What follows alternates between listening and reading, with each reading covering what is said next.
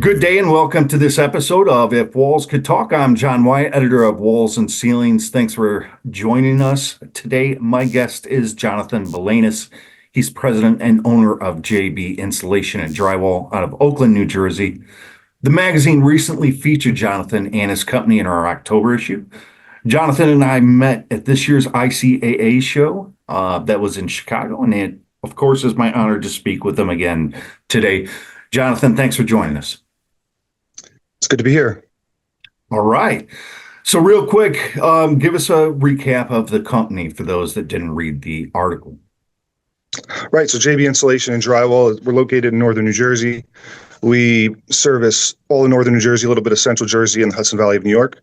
We do all types of insulation, spray foam insulation, fiberglass insulation, and blown insulation, fire stopping and multifamily and commercial buildings, as well as drywall and spackling in both commercial, and we work in both commercial and residential. But our primary focus and most of our work is new homes, residential construction. Awesome. So it's kind of curious. Now, I see a lot of larger drywall contractors getting into the insulation market. You're kind of unique in that I primarily see you as an insulation contractor, but you also do drywall. So how did that come about? Well, I've always been in the insulation industry. I'm actually third generation in the insulation business and been doing it since I was a kid. And so it's kind of a natural, path for me to follow as far as what to do in being in the insulation industry. So I've always been in insulation. As far as the drywall is concerned, right around the time when I was starting my business, my brother approached me and he had a small drywall business that he wasn't really paying attention to. Somebody else was running it. And he essentially was told me I could have it for the debt on the company. So I'm like, what the heck? So that's how I got into drywall, and the rest is kind of history. So the drywall has done well for us, and we do quite a bit of drywall. There was a good opportunity in this market for drywall if you can provide a good service. So we've been successful there. Now, what is your perimeter? Are you primarily, you kind of at the top of the hour said something. So I imagine you also do a little bit of work in New York? I do not go into New York City.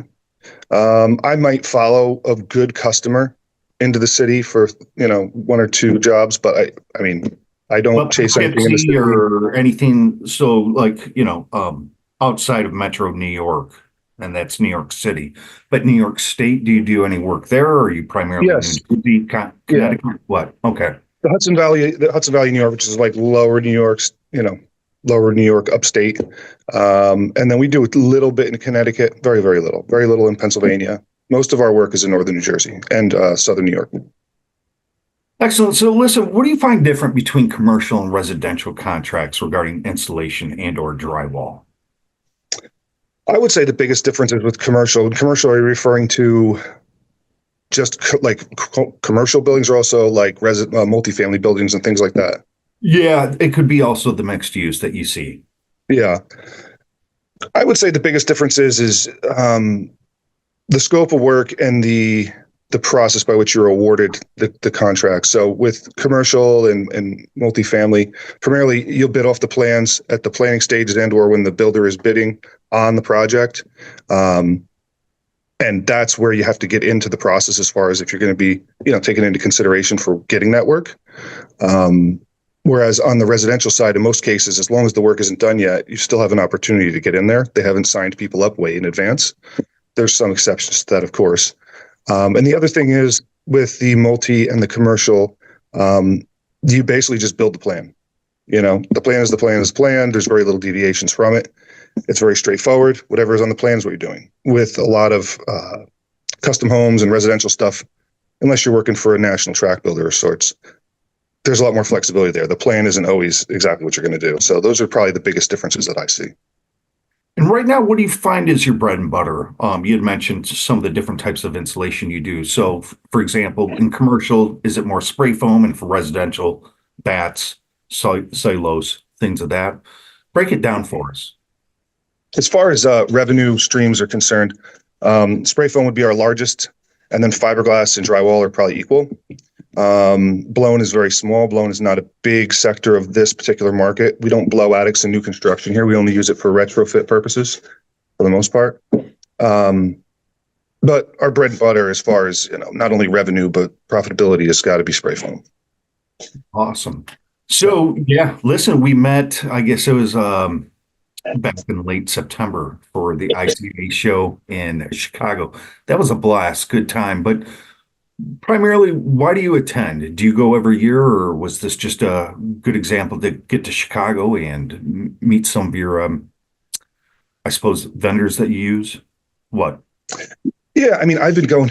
My dad started taking me ICA meetings when I was young. I was probably the first one I went to. Actually, the first one I went to, I don't remember. I was a baby, but the first one I remember, I think I was about 17 or 8. No, I was 19. So I was kind of introduced to that whole community.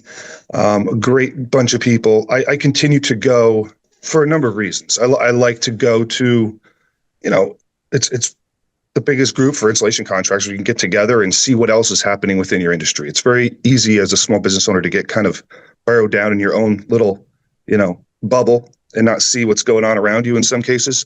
So it's good to get out from your own little setting, see what else is out there, talk to other people who are going through the same things that you're going through that you can relate to, learn from them, see what other trends are happening in the market. It's encouraging. It gives me perspective.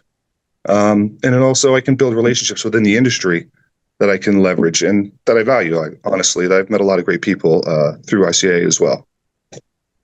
Lots of great folks, and I'd like to give a shout out to Michael Quart and his staff there for really putting on a top-notch show. I enjoyed myself.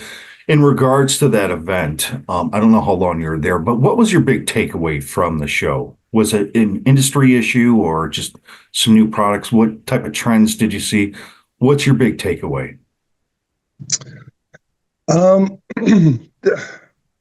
I guess this is one that's been kind of it's not essentially new to this year, but it is new to the industry. It's just the continued trend that spray foam is becoming more of a presence and more dominant in the industry, and also the fiberglass manufacturers are kind of taking a back seat and pushing the distribution channels up front. So it's interesting when years ago when I started going, all the big four manufacturers would have the biggest booths and the biggest dinners and all that. They had all the action there. Now it's like all the big distributors are the ones that are pushed to the forefront, have the biggest booths, the biggest dinners and events and things of that nature, and that are reaching out to contractors, try to sell. So the fact they continue to push all of their the product through distribution and not being sold direct, those that and the spray foam are probably the two biggest things that I continue to see in the industry. There were a lot of great distributors and vendors there at that show. I mean, I was pretty amazed. It's a very manageable show, but still, you could easily spend a whole day just walking and talking to people at the booth. So that was a great opportunity. And certainly I forget where next year is, but we will keep all of our listeners abreast of 2025 show. Speaking of next year, Jonathan, and as we wrap things up, how does it look for you and the company?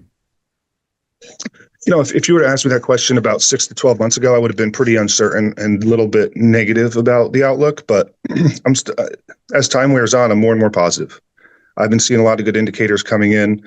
I've been getting a ton of plans and blueprints for future projects, like a lot. I'm way behind on my plan takeoffs, actually, because I've been getting so much lately. So that's a very good sign for what's ahead. The size of the projects are starting to increase again. So back to 2019 through 22, a lot of the plans were large, big projects, and then we started to get a little bit smaller again. Now they're getting bigger again, and the volume is increasing. So that's a great indicator of what's to come. So yeah, I mean, I think if that combined with if our government can just give us all a little bit of stability and the media can just quiet down a little bit and make people feel comfortable and confident, I think we're gonna have a great couple of years ahead of us. That combined with there is a housing shortage and more houses need to be built. So that helps our industry as well. So my outlook for the next year or two is positive. Well, I love your optimism. That's great to hear, and that's a good pulse for next year. So, as we're talking, this is the day after Election Day, early November. It sounds like the future looks bright for you right now, Jonathan. So, I appreciate you taking the time to chat with us. It was cool to meet you in Chicago. And again, this is John Wyatt with Walls and Ceilings of this episode of If Walls Could Talk. I've been speaking with Jonathan, and he's with JB Insulation and Drywall out of Oakland, New Jersey. Thanks for listening. Take care.